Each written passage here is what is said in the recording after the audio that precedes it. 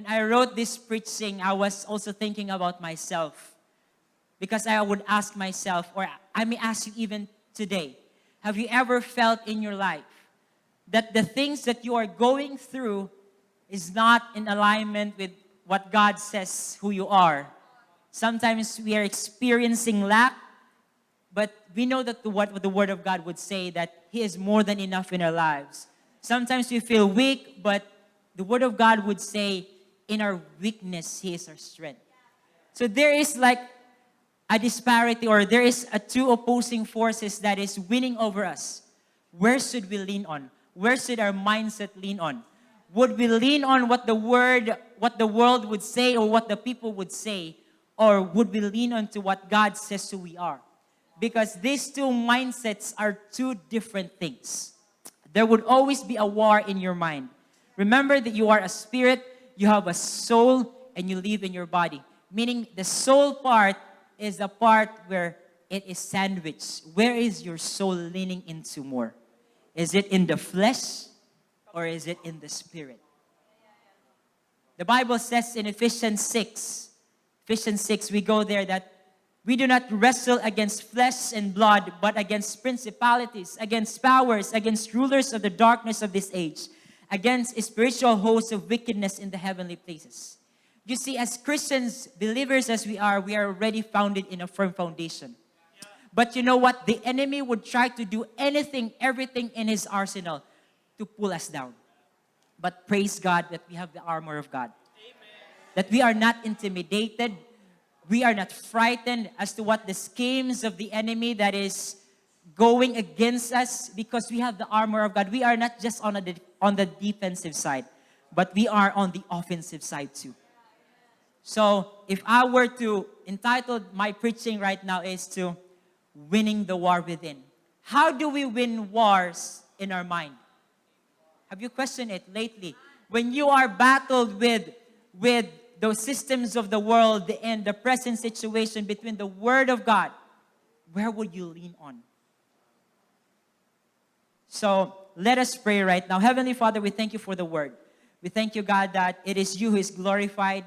Thank you, God, that I'm a willing vessel to be used by you. I pray that every word that I speak right now, that I will utter, are the words that you want to speak to your people. So God, I pray that we find comfort in your word. In Jesus' name we pray. Amen and amen. You may now be seated.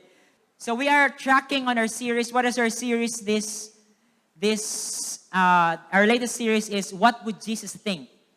So how powerful it is if a man has a renewed mind, or if a man has a yielded imagination, surrendered it to the Lord. In Romans 1-11, Paul was teaching about doctrinal truths about the gospel. Romans 1-11. You see teachings about the Word of God, teachings about the gospel, and then he was moving on. I want you to get this. He was moving on from his theoretical expositions to now practical applications. Okay, Paul, now you have teach us a lot of things. Ano man sunod, Paul? And he said, this is next. This is the foundation of Christian living. In Romans 12, Paul said, I beseech you. Paul was appealing to our will. He said, you have a choice, church. May ka choice. Can you tap the person next to you? You have a choice. What would you choose? Would you lean on what Jesus would say or what people would say? Because God is calling us to live a life for Him.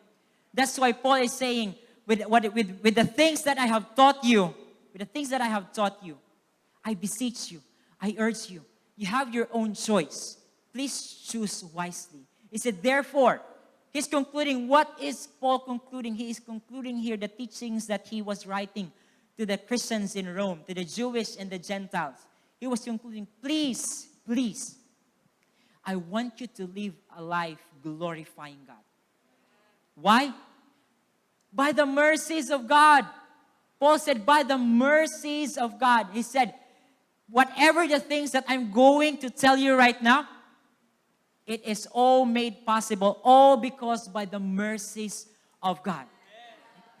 The things that I'm going to teach you right now, I'm going to show it to you later. But if we look first at His mercy, everything would be made possible. That we are now welcomed into His family.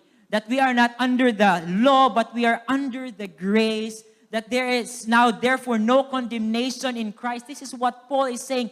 By the mercies of God, all will be made possible. How many of you are thankful that God is merciful? He is merciful. In fact, because of His mercy, we have now in this right standing with God. God has given us something that we don't deserve. We are now thankful and grateful that we can be assured that we can trust on His faithfulness. So Paul was saying, by the mercies of God, by this truth that God has given you something that you don't deserve. What did Paul say? He said, offer your body as a living sacrifice. What does that mean? It means that God wants you, not just your work. He wants your being, not just your doing. He wants you more than anything that you could offer to Him. He wants you, your body. That's why you come here to church, because you have an appointment with God. Because this body that we have right now, this is a good servant, right? This body would work, magtatrabaho ini, magsiserve ini kan Lord. But this is not a good master. If we allow our body to dictate how we live, then it is taking over to what Christ's position in our lives is. That's why He said, please offer your body as a living sacrifice. What is that? That we may do all kinds of work for God, right? How many of you wants to do work for God, serving Him, serving His people? But we don't allow this gorgeous body, sige natin gorgeous body, we don't allow this gorgeous body to dictate our lives. Because if we did, warin ta kita nga di church. Right now, may saying, mapiraw man yan na, nauran pagod. Monday buwas, I need to rest, or maglalaba, may the beach outing, right? But thank God you are here today. Because you have an appointment with God. You are offering your body as a living sacrifice.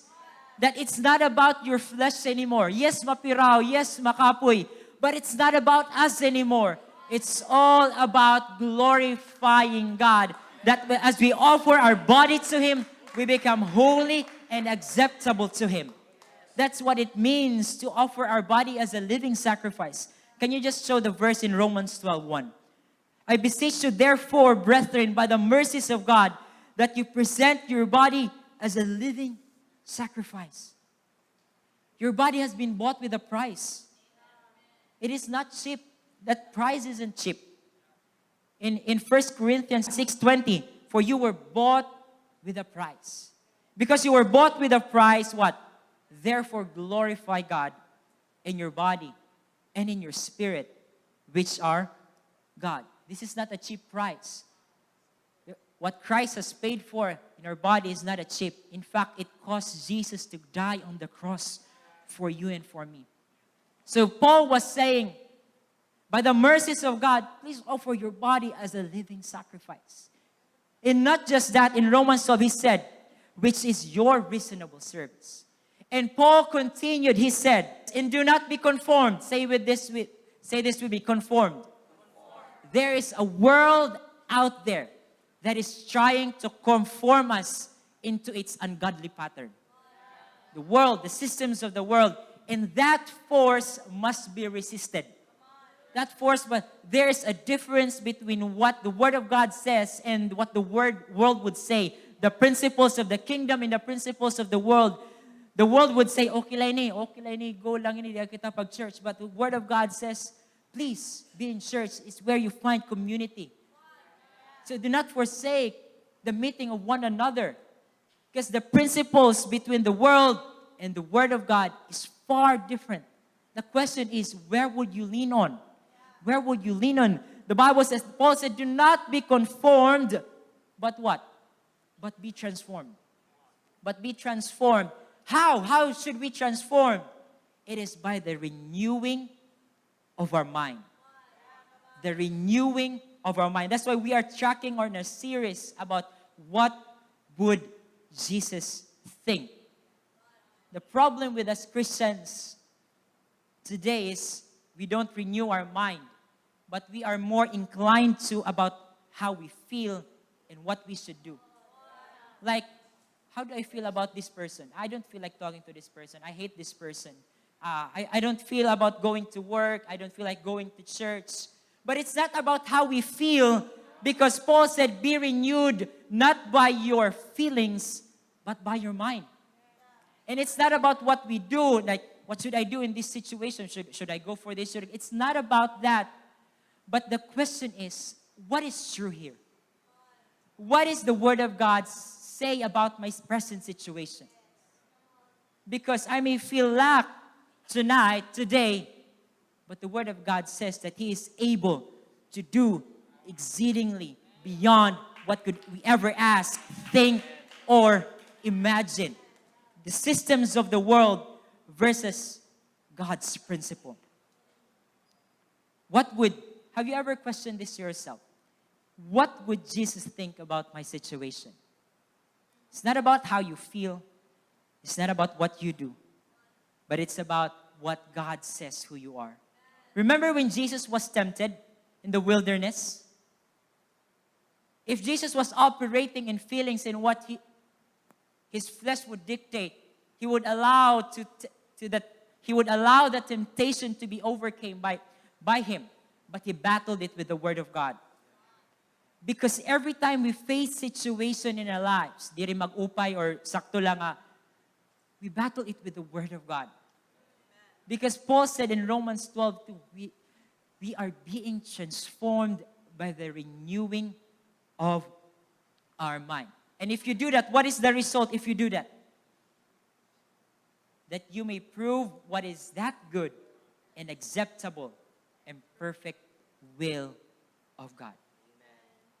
In that 2 verses alone, Paul was saying, by the mercies of God, you present your body as a living sacrifice and then you renew your mind in light of what God has done for you. You always think about what Jesus Christ has done. God, I thank you. Yes, Lord, adi ako yan at church. But thank you, Lord, that adi ako yan at church. May dako access yan na mo because you have died on the cross. The veil has been torn away so that I can come boldly into the throne of grace. My mind is being renewed, all made possible by what He has done on that cross. You see, what Christ has done on that cross is not just for your spirit. It's also for your soul and your mind. So don't just ever think siging ginsave lang ako ni Lord, the Spirit, mapapalangit ako. No, it's not just about that. Christ also died for your anxious thoughts. The things that you are thinking right now, the burdens. He was thinking about you. And God is saving you from those things. So Paul is saying, church, please renew your mind. In 2 Corinthians 10:5, it says there, casting down arguments. What is that? The teachings, the philosophies, and the reasonings of the world that is opposed to God's truth.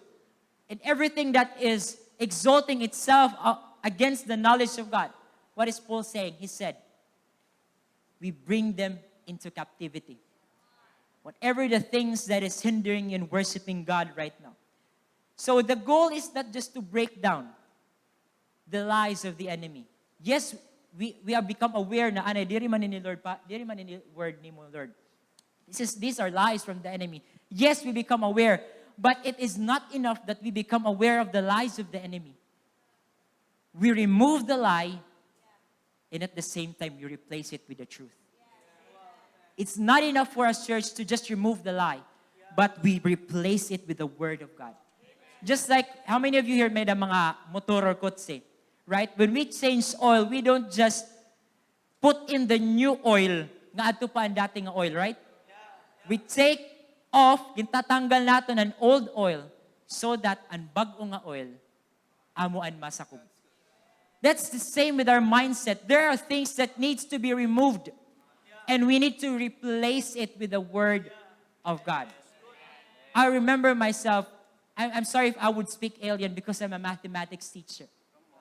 When it comes to algebraic expression, what are you talking, Kuya Dil? Algebraic expression. I know, nan iba nangaturo giningad to ang mga moment ini. But when you have an algebraic expression, you don't just remove the variable, the x, di ba? But you replace it with a value. We call it the idea of substitution. Substitution.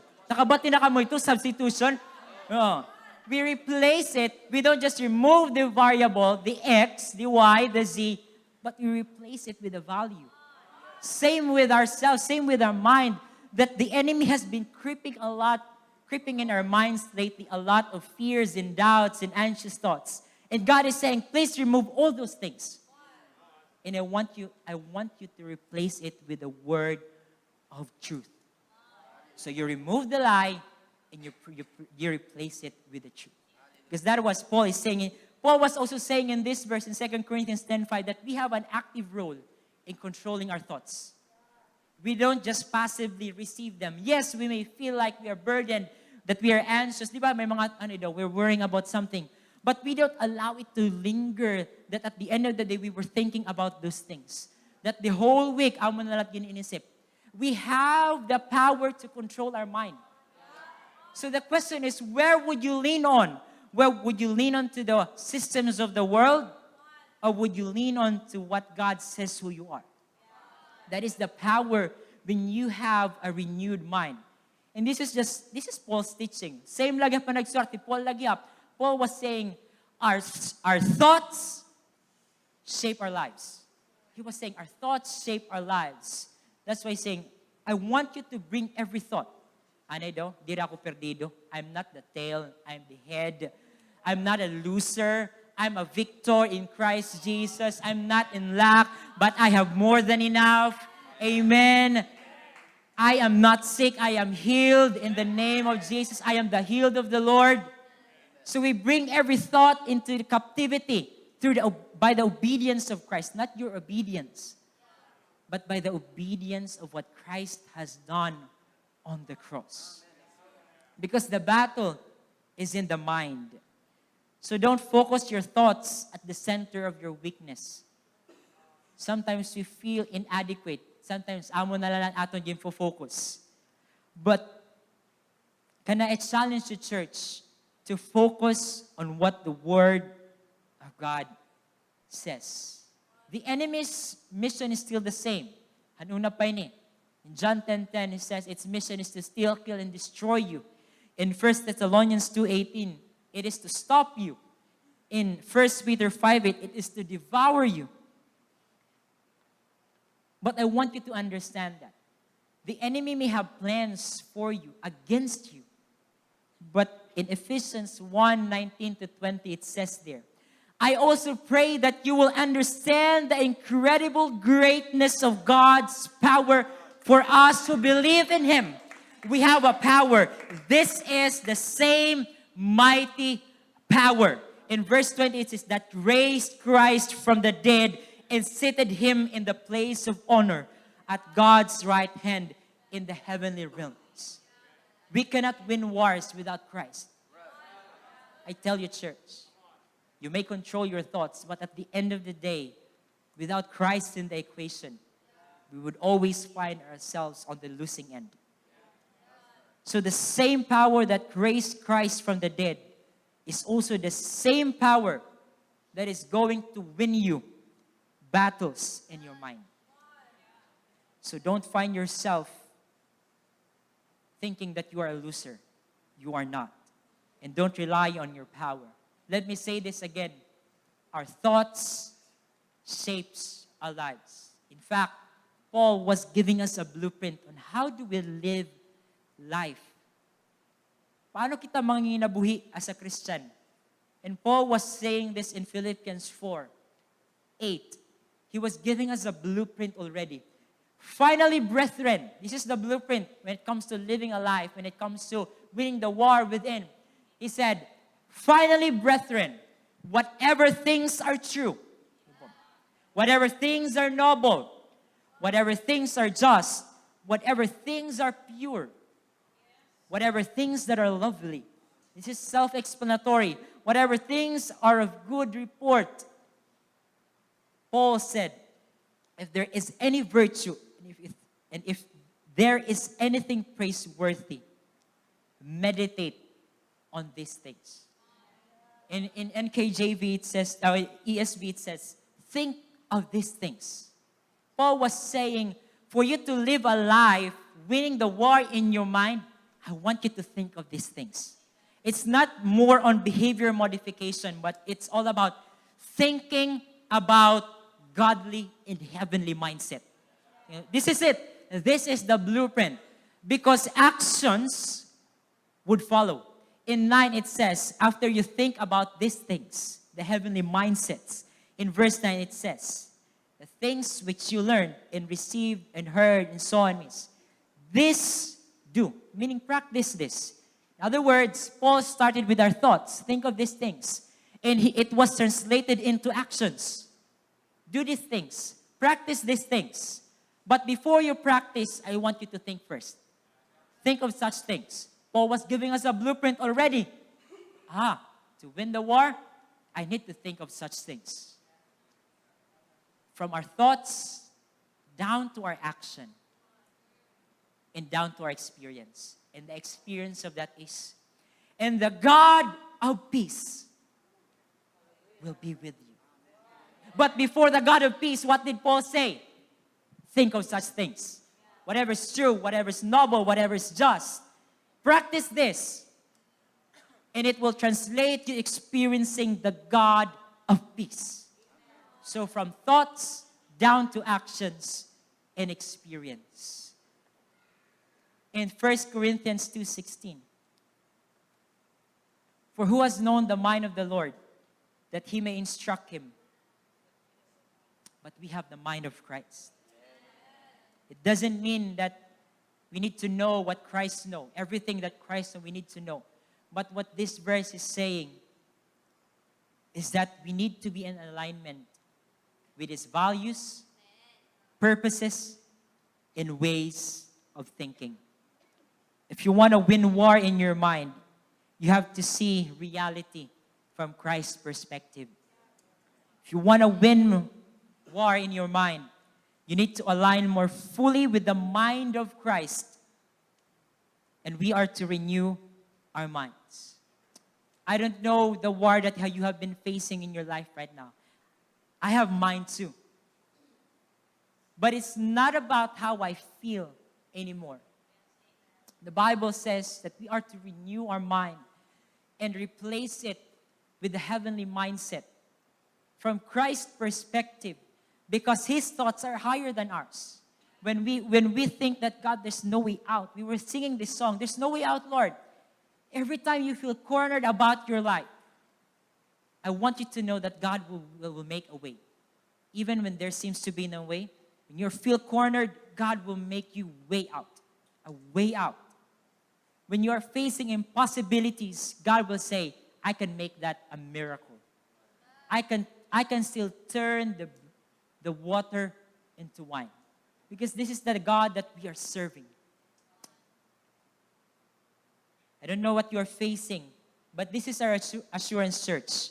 We have the victory in Christ Jesus. That at the end of the day, if our soul is leaning more towards the Spirit, leaning on towards Christ, this is our assurance that we are victorious in Christ Jesus. So, Father, let's pray. Father, may your people find themselves always trusting on your faithfulness and your goodness. Somewhere along the way, we may fail and make mistakes, but it's not about us anymore, Lord Jesus. It's all about your faithfulness, Lord Jesus. So God, Father, teach us how to live a life that is influenced by you. Father, teach us to allow you to influence what we think and to allow you to influence our realities. Because our reality and the present situation that we are facing is not our destiny. Because you have more in store for us, Lord Jesus. We have the mind of Christ. We have the mind of Christ. Lord Jesus, if we can see your work clearly in our lives, may we find and see your heart more vividly, God. So God, I thank you, Lord God. Father, renew our minds right now, Lord Jesus. Whatever the wars and battles that we are facing right now in our thoughts, God, I thank you that we will remove the lies of the enemies and we will replace it with your word. This we pray in Jesus' name. Amen and amen and amen. Thank you so much for joining us. We pray that you were blessed by today's message. Here are some ways how you can continue to give your tithes and your offering here in New Life Tacloban.